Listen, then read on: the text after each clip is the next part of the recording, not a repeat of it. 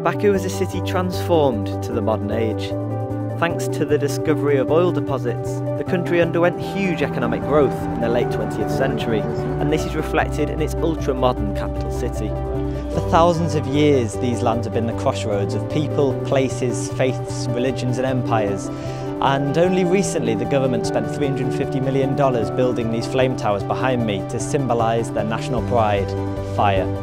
So in this episode I'm going to investigate why and how fire has stood the test of time and the ebbs and flows of people and places to work out why this is known as the land of fire.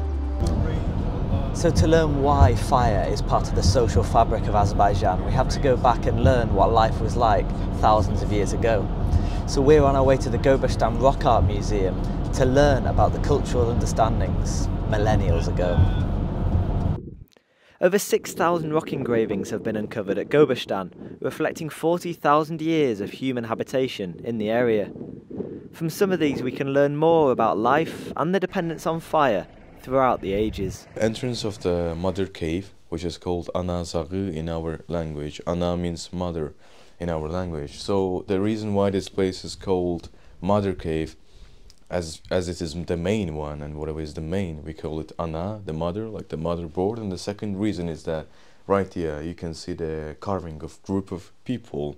If you call them population, but I don't want you to misunderstand me. We're not talking about like vast majority, like tremendous amount of the people. We're just talking about the tribe. And right here there is main carving, main woman carving, holding a spear in her hand. This is the second reason that this place is called the Mother Cave. And logic of the caves used to work like that.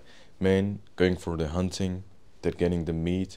Women used to stay back in the cave and protect the fire. That still in 21st century in our culture we say that mother is the warmth of the home. If there is no mother in the home, you will feel cold at the house. So there we've just had a brief glimpse into what life was like here over the last few millennials and how much fire has meant to these communities. But you can't have fire without fuel. So next we'll head to the mud volcanoes to see where this fuel is coming from. How was the journey to the mud volcanoes? It's an experience. I'd say the whole, like, the bumps in the road, it's like Thai massage to really get into your nuts in the back. It's therapeutic. Azerbaijan has the most mud volcanoes of any country in the world, known as Yanadakh in the local language, roughly translating to burning mountain. They are strongly linked to the presence of Zoroastrianism in the region, with underground methane igniting with surface oxygen, sparking flames. Unfortunately though today it was too windy to see the fire. Even though this place, which doesn't look like has any fire, it actually has fire under the ground. This is the mud volcano, and the mud is carried onto the ground from the underground by the help of the methane gas, which means if you try to burn these volcanoes, you will get the fire. So I got one funny story about this place. Once I was here with Indian couple. The man was around 80 years old. I told him not to step on the volcano so much. He didn't listen to me and he fell down. He fell down and when the mud was right here, I took him out. He was 10 times heavier than me, you know. I took him out, and that day my hands and my arms, my legs were all the volcano. My skin was feeling brand new, really, no joke. And when I was trying to burn the volcano for the gas, I burned my hat. Immediately I dipped my hand to the mud. It cured my hand, for example. Next, we head to two of the most prestigious cultural sites in the country, the Burning Mountain and the Fire Temple. From here, it's easy to see why Zoroastrianism held the flame to such a high regard. One of the oldest religions, worshippers believe in one god, Mazda, who they believe created the universe. In their religion, fire represents the symbol of this god. However, unlike the mud volcanoes, it has a permanent flame and directly links back to the presence of Zoroastrianism here. I gotta say that this mountain that you see right here burns approximately for 3,000 years, and this is totally natural source. This is just methane gas coming from the ground and having the reaction with the oxygen and causing the fire. Back in the times, people used to believe that this fire is something sacred because they were not able to understand the real scientific reason of that fire over here. just imagine 3,000 years back, it warms you, it protects you, it cooks for you. So at the end, I would also call this thing a god, you know, if I leave that 3,000 years back. But nowadays the religion is no longer followed, and 97% of the country are Muslim. However, its culture and traditions are still highly respected in present-day culture. This eternal flame behind me acts as a window into the multicultural past of the country. But it's not just the past where the flame was important, it's the present and the future.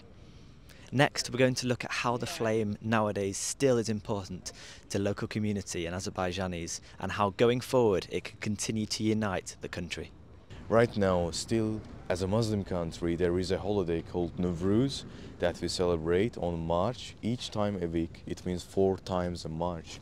We set a fire and we jump over it for the 3 times. This is a Zoroastrian holiday. This is not fire worshipper holiday. This is a Zoroastrian holiday, but still we keep it alive as a tradition, even though we don't pray to But the most prominent reminder of the flame is no doubt Baku's flame towers.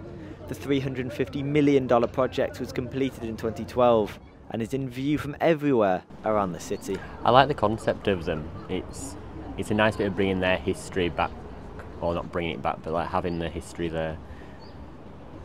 But I think ultimately that shows what the future is. So the old town will gradually become less popular, and it'll become more and more to modern skyscrapers, same as you've got in Dubai, Abu Dhabi, and ultimately it'll just be the same as Saudi Arabia. It's all high tech. It'll be like the Korea of the Middle East. For me, it's also, I can say that for me, it's honor to have that kind of buildings in the country. It's not just they look so beautiful. It is not about they're so fancy, let's say. It is not about the lights are looking so cool. It's what makes me proud is that when we are trying to adapt to the new world, we are still keeping our roots alive, and every time we have chance, we mention something about our roots, about fire. You can see them everywhere. So it doesn't matter where in the city you are, you can see them. And that's, I think, it's really important for their culture about the idea of fire, actually being able to constantly see their history.